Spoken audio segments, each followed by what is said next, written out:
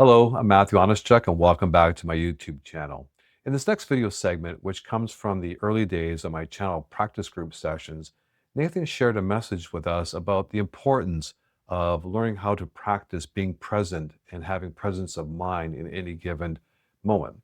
Typically, it's a difficult thing for us to do because it's not something we do naturally, and it's certainly not something that our society tells us or teaches us how to do. But it is important because whenever you're doing any type of activity, it doesn't matter if you're speaking to a friend, having a conversation with your boss, or doing some physical activity such as construction work around the house. It's important to have all of your attention and focus in that moment because when we allow ourselves to drift, that being the attention goes into the mind and starts to think about something other than what's happening in that moment, that takes us out of that moment and makes us less effective in being successful in whatever activity that we're accomplishing. And a perfect example is when you're talking to your friend and having a conversation that you're present in, and they seem to be listening, but they keep looking at their phone, you know exactly that they're not in the moment with you and they're not giving you your full attention. Or in my favorite example, when I climb a staircase, if I happen to slip and bang my shin, when I go back and review the moment before my foot slipped, I typically find myself, I was in auto mode walking up that staircase and using what other attention I had to be in my mind, to be thinking about a different thought, typically about where I'm going and why it's so important to get there in a hurry, rather than using my focus and attention to place each foot properly on the staircase so I don't slip in the first place. So I'll leave this message with you. Nathan shares some tips, not only how to catch yourself in the moment and be a little bit more present, but also shares the importance of doing so and what it avails you to, and how it helps you be more successful when you're able to accomplish it. And so if you have any questions or comments about the video, leave them down below. If you'd like to see more of these videos in the future as I release them, hit the subscribe button. That would be appreciated. And if you're interested in a private message session now, I'm now offering those, and I'll leave a link below to my new website where you can get more information about what the message services are about and how to sign up if you're interested. I'll leave this with you, and I'll look forward to seeing you in the next video. Take care. As we can help with. I do. I was wondering if Hello, Yara. there's hi. How I are was you wondering doing? good. I was admiring what you were saying about being at the present moment. So I wanted to ask you if there was any advice because if I work at the school and I'm with screaming children, I come home, I'm with my screaming, fighting children. So how can I be present more even when there's chaos? Well, we're going to defer to Matthew on this one because he's actually been practicing this for the last 2 weeks. We came through his last energy healing session through his practitioner and left the idea that it is time for him to now practice presence as much as he possibly can in every given moment.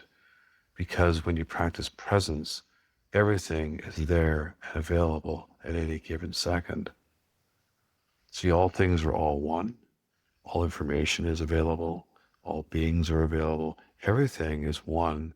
It's just your level of perception and how you, say, turn the dial on your AM radio to tune into the signal that you hope to catch. Because you know on that particular station there's a message you want to hear or a song you want to hear. The way that Matthew's been practicing presence is, first of all, just catching himself in any moment. Am I present? No. I was thinking about this next thing I got to do tomorrow. Or why did that person say that to me yesterday? It bothered me. So when Matthew is throughout his day, the first step he's starting to learn is not practicing presence to be in the moment to see what will come, but just catching yourself. Am I present? Oh, I'm not. I was doing this in my head. I was doing that in my head. Okay, so what would the next step be that Matthew's done? It's then just to look around. Oh, there's a blue sky. There's a CN Tower in front of him because he lives in the city of Toronto. The water's beneath his boat. Oh, there comes a boat speeding by. So he catches himself from time to time not being present, which is unfortunately his normal state, as it is for most humans. Not being present seems to be a normal state. But then you start to catch yourself, I'm not present right now. And the more you do that, the more times you will find as the days progress and the weeks progress. And each day you'll be catching yourself the first time, maybe twice a day. The next day, 3 times a day, you're catching yourself. That means that 99.9% of the day you weren't present, but 0.1% on that first day, you caught yourself twice thinking about something that had nothing to do with the present moment. Then you looked around and you realize what's going on in my environment because that is the present moment. And then re-practice the following day and the following day. And hopefully you start to see progression and momentum going from 1% to 5% to 10% of your day. And then what will naturally occur, you don't have to get to 99% before the 100% makes you enlightened. You'll find after 5, 10%, once you get to that range, a massive momentum will kick in where you're present a lot more, but you didn't have to put so much effort in to get to 50%, so to speak. And so that is what Matthew's learning has been since we gave him that encouragement. It's just to catch yourself and then look around, ground yourself, and then start to play with it. See how long you can be in the present moment once you catch yourself. Start to play little games, as Matthew's been playing little games, which is, well, okay, I saw the sky, I saw the water, I've been present for about 30 seconds now.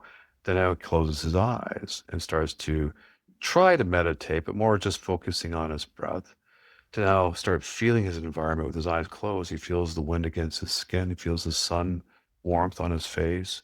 And he's dialed into those things. Now, again, so it's just another way to twist the practice of presence by being present. And this, an event, will create the momentum so that eventually you get to the point where you're present most of the time, if not all the time. But it will not be overnight. It's a practice. Thank you. The other thing we would suggest, because you brought this topic up, is the children. Dealing with children is one of the greatest challenges of any human being who is in a position of responsibility. It's easy to get upset in a mall when somebody's kids screaming just because you can just walk away. You might say a few nasty things to yourself, but you can just walk away. But when you're responsible, maintaining of your composure is critical for a number of reasons that we don't have to go into details, as you well know. But the bottom line is children feel energy, they feel your frustration. And so just recognize when you are not present in the moment of a child who's having a temper tantrum and you feel that level of emotion and anxiety starting to rise in you, that's a moment to catch yourself of, I'm not present. And the reason why you're not present is because the emotions are starting to rise, but starting to get the better of you. So if you can catch yourself in that moment, what Matthew has done is brilliant. He's like, here we go, confession time again. Sharing the secrets. He makes a very good cheesecake and has for years. And one of the things that Matthew likes to do is share that cheesecake with his team on the boats. So he literally cooks, slices up individual cartons, and brings them down with little messages of encouragement to each of his teammates that he shares this with. And he does this from his heart center, so to speak. It's something that he enjoys doing. But the purpose behind it, the true purposes behind it, is to be in service. And so when you're dealing with children, as Matthew has found in, say, situations he finds difficult, one would be driving a car and being cut off by somebody. He's still not a road rager like he used to be, but he feels that bully sensation come up inside of him and he just wants to get the bully back because of his past experiences as a child. He played with us the other day about being in the present moment. When that happens now, instead of allowing the emotion to come up and then say something that could be detrimental, or worse, take an action that could be detrimental, he just said, would you like a piece of cheesecake? So he's literally doing this now with people who cut him off. He says to himself verbally in the car, well, would you like a piece of cheesecake? And what he's learned to do is take that love of making cheesecake and give it to the people that he wants to share it with, the people that have earned it, the people who would appreciate it, the people that would give him a smile and a thank you.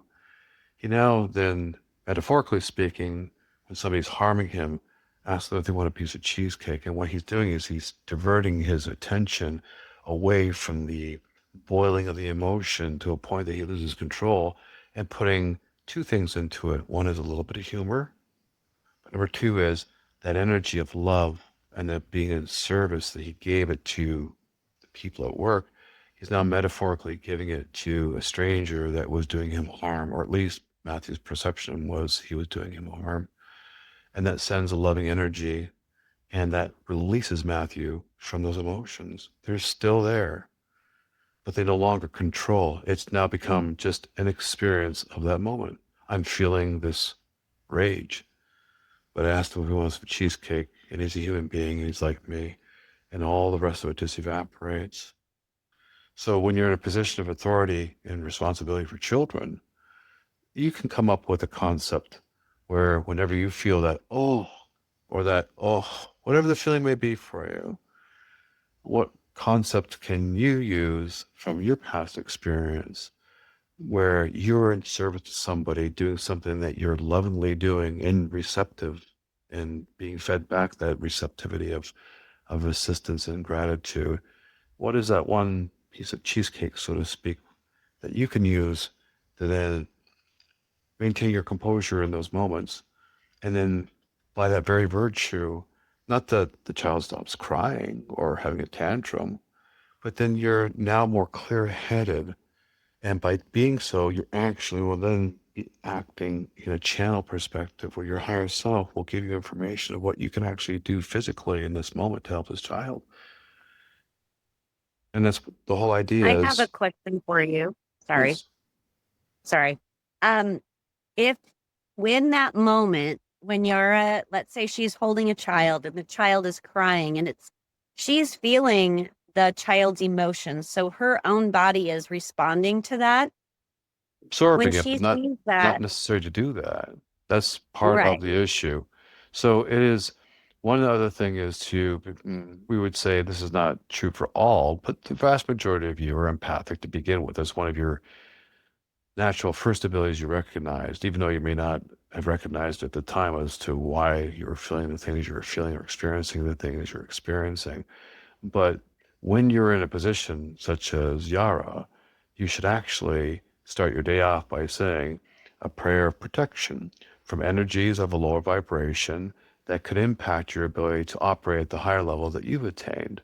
In other words, asking for protection from a lower vibrational energy that's coming at you, irrespective of the source. It doesn't matter if it's a 5-year-old child or a 50-year-old grown person.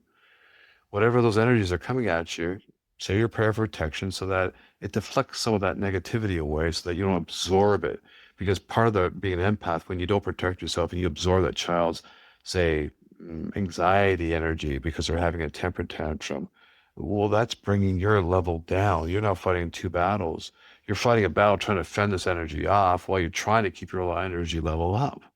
I'll just start the day off by saying to your guide team, please protect me in a nice big bubble of white light today that only allows through the greatest energies and the most positive energies that are beneficial for me. But allow me to recognize those energies that are lower, but not absorb them so that I can work with them and be clear headed so that my channel can be quiet and open so I can hear the feelings of suggestions that are coming through and how to assist the situation a little bit more constructively.